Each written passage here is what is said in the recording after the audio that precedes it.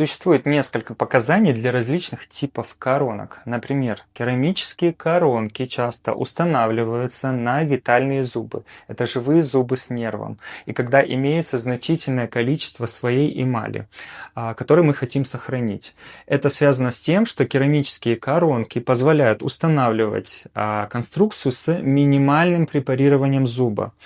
Циркониевые коронки, в свою очередь, чаще применяются для депульпированных зубов, зубов с удаленным нервом. При значительном разрушении зуба стоматолог-терапевт подготавливает зуб к протезированию, установив стекловолоконный штифт. Поскольку у керамических и циркониевых коронок разная фиксация, то для установки керамики важно прикрепиться к эмали. Циркониевые же коронки позволяют использовать механическую фиксацию на восстановленный зуб после удаления нерва.